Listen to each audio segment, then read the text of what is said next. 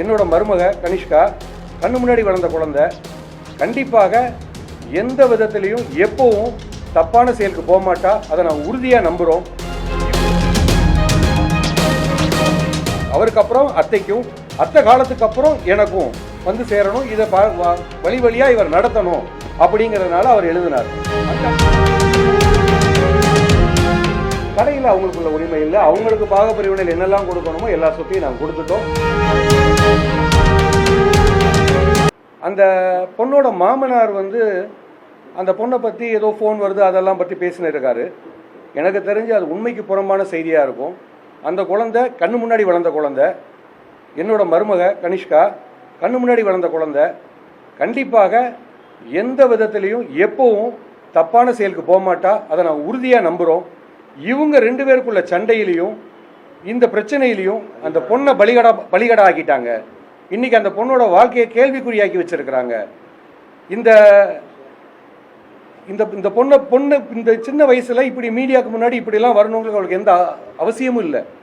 இவங்களோட பண ஆசைகளுக்கு, பண தேவைகளுக்காகவும் அதிகாரத்துக்காகவும் அந்த பொண்ணை பலியாக்கிட்டாங்கன்னு நம்புறேன்.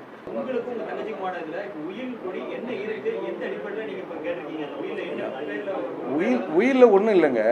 மாமா அவரோட கடைசி காலகட்டத்தில் 1999 நான் சார்ந்த எங்கள் அப்பா வளர்த்த நிறுவனம், நான் நடத்தின நிறுவனம், இந்த என்னோட காலத்துக்கு அப்புறமும் என் மனைவியின் காலத்துக்கு அப்புறமும் இந்த நிறுவனம் இன்னும் நல்லபடியாக நடக்கணுங்கிறதுனால அவர் என் மேலே இருக்கிற நம்பிக்கையின் பேரில், அன்பின் பேரில், ஏற்கனவே நான் கடை நடத்திட்டு இருக்கிறேன் அப்படிங்கிற ஒரு இதுலேயும் மேலே இவர் சரியாக செய்வார், இவன் சரியாக நடத்துவாங்கிற நம்பிக்கையில் அந்த உயிரை எனக்கு எழுதி கொடுத்தார். அத்தை ஆமாம், அவருக்கு அப்புறம் அத்தைக்கும், அத்தை காலத்துக்கு அப்புறம் எனக்கும் வந்து சேரணும். இதை வழி வழியாக இவர் நடத்தணும் அப்படிங்கிறதுனால அவர் எழுதினார்.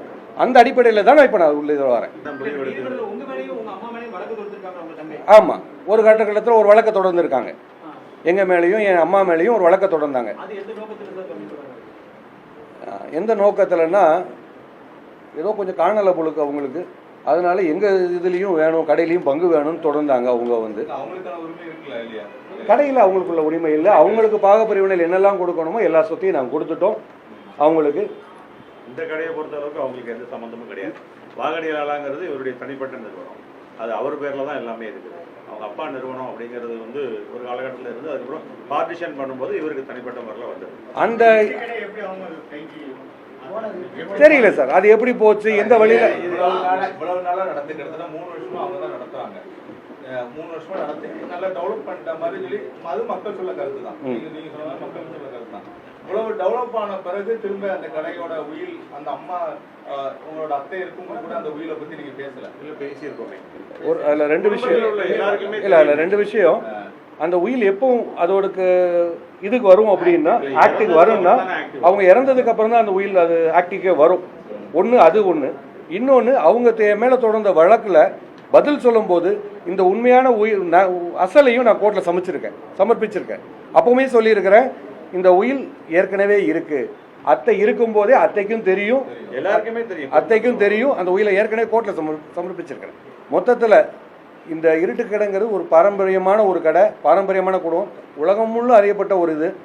அதை சில சுயநலத்துக்காகவும் அந்த நிறுவனத்தின் பேரையும் எடுத்துக்கிட்டு அந்த சின்ன பொண்ணோட வாழ்க்கையும் வம்பாக்குறத கண்டிப்பாக பிஜிலி சிங், சுலோச்சனா பாய், ஜெயராஜன் சிங் ஆன்மா அவங்கள மன்னிக்காது. இதை தான் நான் சொல்ல விரும்புகிறேன்.